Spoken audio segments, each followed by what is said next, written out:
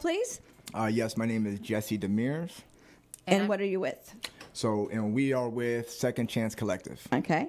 And I am Dr. Kadisi Youssef, also with Second Chance Collective. So what is Second Chance Collective? Because I love doing interviews on the spot. So I don't know about you, so we get to learn together, us in the audience. So tell me a little bit about you.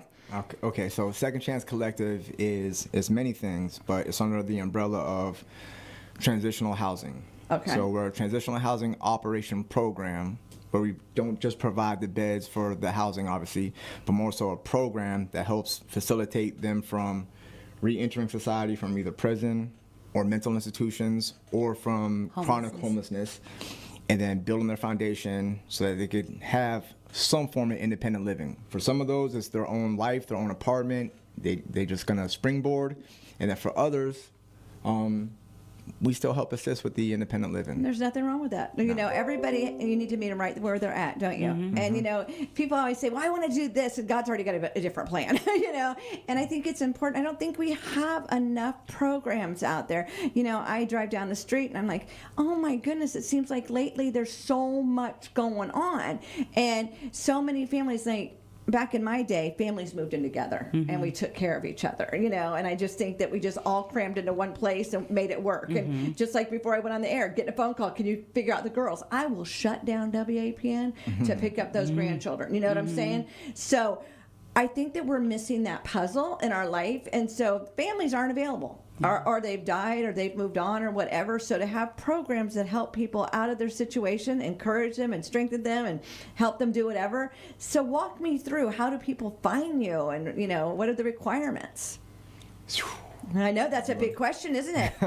Well, I'll hand the how they find you to Jesse, but I would say that the requirements is really to be in need. We often receive lots of referrals. So many of our guys right now, we have a 10 bed unit. Is it all men? It's all men at the first house. Right. Yes. Yeah. We didn't want to. Yeah.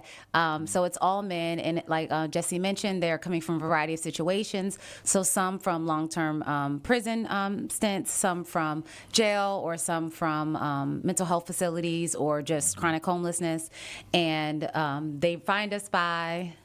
Yeah, so they find us, the most common way they find us is through some form of case management. So it'd be their caseworker. Thank God for case management. Amen. Amen. And Yes. that's a very true statement. So usually it'd be a case manager reaching out to us saying, hey, we got a guy who we know would be a good fit, because even though it's a transitional housing program, it's a sober home at the same time. So there is no drugs, no alcohol, and there's no tolerance when it comes to that. And how long do they need to be, you know, sober free, or however you say that, so that they can come in? I mean, you know, everybody can say, well, I'm done.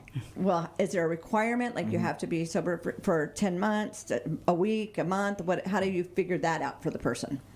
So we're not a detox facility, so we That's drug what I test wanted them. you to Yeah, say. so yeah, this is not, so we are not, we don't take people who are like we take people coming out of detox, but we don't take people who are they have to be independent. They have to have made a decision, so they are drug tested upon entering, and then we also do random drug tests. Now there's continuous support. Not only is it transitional housing and we have a case manager, but it's also a curriculum. So it's life skills, it's helping them find jobs, it's getting them all their required documents, their IDs, helping them with benefits. So it really sets them up for success. And, you know, that's a huge thing, because first of all, I've never not had an ID. You know what I'm saying? But it is amazing how people don't have an ID. I interviewed somebody once that helps you get an ID by literally searching it out. You know, and I thought, wow, what a great organization that is. So IDs are huge. And then a lot of times people do have benefits that they don't even know are out there, because maybe they don't have a phone, maybe they don't know how to use the internet, maybe they don't have a password. You know, those things, people, like, I think it's so easy because I do all this every day. But there's people my age that don't even know how to turn on a computer. So how can they even, because there isn't live people to help you. You've got to start with going to a website, huh? That's right. And so do you have people that will help you get going, right? Yeah, we're the people and our case manager. You got good people. See, you got good people going on. But that's the whole part of the program. So what separates us from what a lot of other places do is my lived experience as the foundation of this. So I did, they gave me 20 years in prison when I was 19. Young. Thank God. I did 13 out of that time span they gave me, 15 years for count one, 5 years for count two. I call it 20. Really, it was just 15 years. I did 13 years, got out. And since then, I was able to, by the grace of God, build a business, a gym, and then Bamboo Athletics. And then from there, attract great people into my life.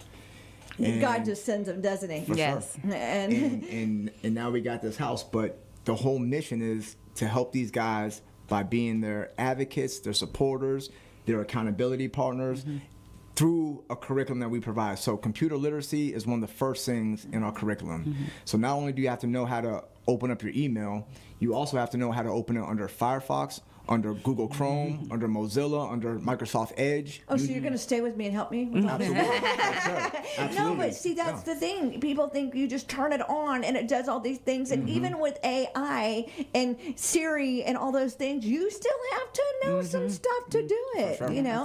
And then you get discouraged and intimidated because if you can't get to it, we want everything instantly. We want microwave world. And then you can't get to it and you get discouraged. Or you don't have an ID to put in. Or you don't know how to make a password. I know that sounds like really crazy, but it will be 14 letters and it's got to have a capital and it's got to have this, and you're going, what does that mean? Because if you've not dealt with it, that's right there sets you up for defeat, I think. Yeah. And then the other side of it is like if you learn it all under Google Chrome and you feel confident, like you finally learned it, and then you go to the library, the local library, and you try to log in and they have Microsoft Edge, your mind explodes because but you don't understand, it's the same fundamentals. Yes. So all we're doing is giving them the same fundamentals so that they'll be successful whether they're here, in Miami, New York, they could go anywhere and understand how to operate and function in 2026. Education is so huge. Education. Now, do you help them get a job if they need a job, or is that a requirement to live with you? What is the requirement to live in your facility, and how long do you get to live there? Okay. So you have to be drug free.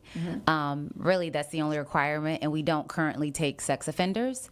And so anyone else outside of that population, which is a huge population of people, can come to the house. Right now, our program is 180 days. Ideally, we are looking for our second property. Go ahead. Yeah, so phase one's 180 days. So phase one is they just come from the mental institution or from prison or from the streets. It's 180 days where there's super structure. Yeah, structured, right? There's accountability, and it's coming from a place of love. After 180 days, you graduate to our stabilization house. If you want to stay with us, where it's less structured, but it's still the sober living environment, and you still have us, the case management, you still have our whole team to support you.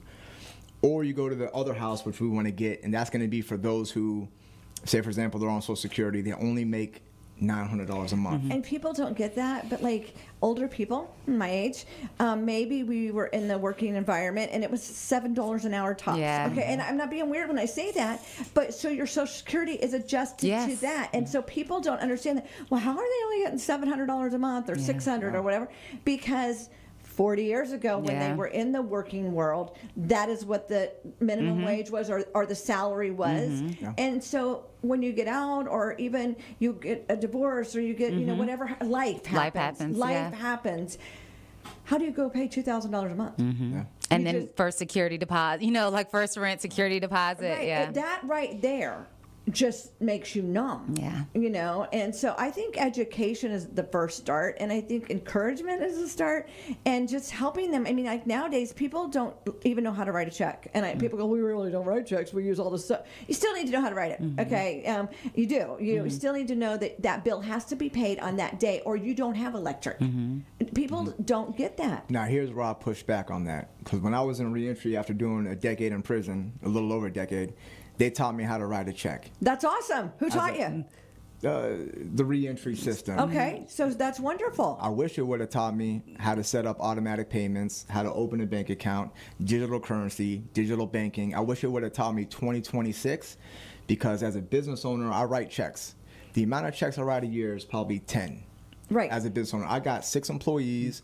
Everything is digital. Right. I write a check maybe to the IRS, but even that's digital nowadays. Right, but I do think it's important to know how to do that so that you feel like you're actually spending the money. You know, that was my thing. Because what happens nowadays is with all the digital stuff, I think if you've never had a job or never understood it, you don't get it, that it just goes on a card. You know what I'm saying? And I think you also need to learn to do the tough stuff when you come out. You know, not everything is the business owner, not everything is the CEO or whatever. You have to learn the process of how to build yourself up, and you have to start at the bottom and be willing to do whatever it takes, don't you? Yeah, that's what I did. 1,000,000%. And look at you. Yeah. And how long you been out? 8 years exactly. A little over 8 years. Look at how far you've come in 8 years. It's a lot. Yeah. A lot of things have changed in 8 years, haven't they? Yeah, absolutely. And you've had to keep moving. Yeah. And keep grooving and keep going. So how long have you had this home for the men? So it's been 10 months now. Yeah, it's only 10 months. Oh, okay. Yeah. So how do people? What's it? Do you have social media? Yes. Do you have a phone number? How do we find you? The website. Yeah, so it's www.second-chance-collective.org. Obviously, Second Chance Collective was already taken, so we had to add the dashes in. So is there an application on there? Do you do an application? How does somebody? I mean, I know you said you have caseworkers, but is there an application? Is it a process? What happens to make it move-in ready?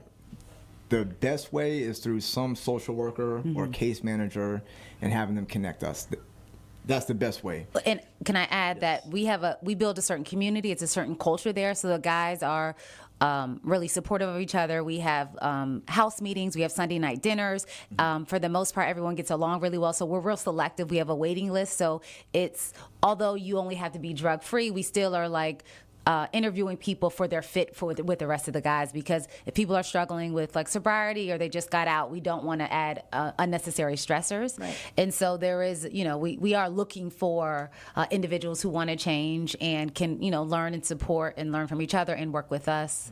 I love that you do Sunday night dinner. Dinner is so important, isn't it? Sitting together and having that structure. I mean, I grew up on it. My husband and I still to this day eat dinner together at the dinner table because I think that's very important.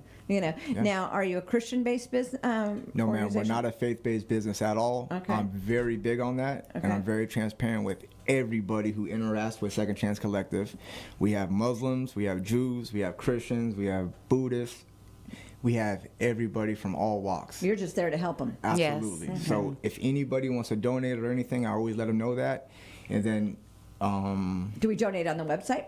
Yes. Yeah, so the website, we have our link to donate button. Okay, and so after the interview, you can go underneath ours and write your information for people to be able to donate or to go to that website. Perfect. But do you have a phone number they can call you also? Yes, 386-281-9154. Now, you say you're looking for other houses. So are you looking for somebody to donate a house to you? Or what are you looking for? I have to put it all To God's ear, I don't just start little, honey. I go right for it. You got to ask. So are you looking for like in Holly Hill? Where are you looking, and what is your future look like? Yeah, so ideally Holly Hill, because our first house is in Holly Hill. We want to keep it East Volusia. So anywhere from Ormond to Edgewater, but that's kind of pushing Far, it. yeah. That's really pushing it. But Holly Hill would be perfect. We love the community. Holly Hill's, in my opinion, it's a beautiful area. I love it. I love it. I've been here 41 years. It's the Love best. it. It's close to everything. The people here are good. The whole workforce here is good. So. And so the next house, what is your vision for it? All right, so 3,000 square feet in a perfect world. The lowest we can do is 2,600 square feet. Okay. Ideally, 3,000 plus square feet would be perfect. 3 bathrooms. If it has 2 bathrooms or 2.5, we can make the other one into a full bathroom. Okay. And how many men would that hold? Or is it going to be women? What is this one going to be? So this one's going to be men as well. Okay. So we're going to open up this. So I have 2 houses for men because we need to have that graduation process. So it has to be same sex. Separate. And then the third house, this is what I'm pushing for. Right, because we do want to open up a house for women as well. Yeah. Yeah, because there's not a lot for women. There really isn't. It's sad. Yeah. And there's different concerns and needs, particularly with like family reunification and children. And not to say that our males don't have those same desires to reunite, but it's just a different thing. As a mother, there's different concerns. The cool thing is with like stuff like this, as far as doing amazing interviews with amazing people like you and getting the word out there, we'll get enough support from the community so that when we open up the female's house, we could help the reunification. We could, as a business, we chose men first because the men are easier for us to kind of learn with. To No, be I honest. get it. That's just being honest. We're catty. Just go ahead and say it. Women are catty. sure. It's okay. No. I don't know about that for sure part. Well, it's a different dynamic. Yeah, it's just a totally, different, completely And different I had dynamic. to live at the house, so I just moved out. I lived there for the first 8 months. You know, in Yeah. between, I lived with me and my Right. lady, obviously, but I couldn't do that if it was a female's house, Yeah. obviously. Right. And we wanted to iron out these kinks. So Because it's a lot different when you have a vision and then actually making the vision happen. You know, you've got to be in it. You've got to be in the muck with it, you know, to figure it all out. especially with this. Yeah, and I think as you were mentioning, like the IDs and all the things that are impediments to the navigation through like either successful reentry or sobriety and stabilization. I think as a 23-year academic, but also as a person who has had family members like struggle with substance abuse and in and out of prison, I still thought we were providing like housing and education, you know, so I'm like happy-go-lucky. And then I'm like, why are we spending all this time at the DMV? Why are we like all the basic things that... Bus passes. Oh, yeah, we had to know learn what the I'm bus saying? pass, the bus pass system. Right. And you think, like, I used to think, well, I have a car. But bus passes are huge. I mean, I know one ministry that just hands out bus passes, Yeah. and you think, really? But that is a huge thing, because how can they get to that job interview? How Yeah. can they get to that doctor appointment? How can they get to DMVA? You know, because you can't do everything. Yeah. So you've got to navigate through all that kind of And stuff. please connect us with that ministry. Yeah. So what is your biggest need right now? Our biggest need is going to be funding. Our biggest need is I'm just being honest, is money. Yep. That's the biggest need. That is raw and real, isn't it? For sure. And- so you just met at Bold Ladies, right? Yes. Yeah, Bold, Okay, they're and what amazing. did Bold Ladies give you? I didn't get to come that night, so did they give you a check Of that course, night? they Yes. gave us a check. Yeah. And how much was your check for? 200. It was for. It was for $200. Yeah, Okay, and what does $200. $200 do for your outreach? So $1 does a lot. Mm-hmm. $200 does a lot. So $200. Well, we have so many things going on. So for example, that could be 7 state IDs. Mm-hmm. Usually we spend like $32 on those. It could be 15 birth certificates. Those are usually $15. It could be. It could be dinner for the night. See, and that's what I wanted you to So- Yeah. break down, Right. because when a person's listening, they go, well, I can't do a home, Yeah. right? Because I always like to go big. Yeah. But I can do an ID. And you think, Absolutely. if I can only do an ID, Yeah. well, an ID is another ID y'all don't have to worry about. That's right. Absolutely. So how is the best? Should they call you at that phone number again? Calling would be the best, because then they could speak to a real person. Okay. And the number is 386 area code 281-9154. So nothing too little is too little, is it? Nothing No. too little is too little. No. And nothing too big is too big. Absolutely. So as people are listening and they're saying, well, I could do an ID or I could do a meal, do you allow people to bring in even a meal for Sunday night? we do that. Yeah. Because you know, there's a lot of people out there that have restaurants, or they are a chef and they have extra, and Yes. they say, "Hey, I can provide a meal." That would be huge. That wouldn't would it? be a huge help. Yeah. If we could get, my thing with, especially with this demographic, is consistency. So donating one meal is great. But if there's like a church Food train, organization, yeah. a synagogue, or any type of organization that would be like, hey, I can. To the fourth Sunday of Yes. every Exactly. month, I will be the fourth Sunday. That's Yes. what I was thinking Yes. too. That would be amazing, and we have a few people doing that. One of Helping our, Hands. Yeah, Go ahead. Exactly, Helping Hands they've been Lady of amazing. Lords. Yeah. And see, So- people don't realize that we all can do something. We all have been in a situation that we can do something. sure. And we always think, well, I can't. Oh, you'll be amazed what you could do. I mean, you could buy paper towels and toilet paper and drop it Yeah, off. we always need toilet paper. People have donated dishes. Our gym family has helped a lot with like laundry detergent, like gently used clothes. So we have a clothes pantry for the guys, particularly like, you know, especially if they're just coming home, they can, you know, select all the different things that they'll need.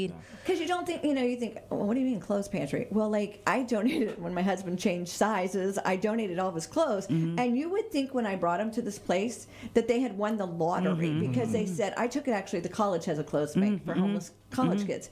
And they're like, now they can go on interviews because Yeah. they have decent shirts to wear. And I thought, oh, and they were, to me, it wasn't a big deal. Yeah. So go through your closets, think about, can you do a meal or an ID, some bus passes, whatever you can do, and then go and call you at 386 area code 281-9154. And what is that website again?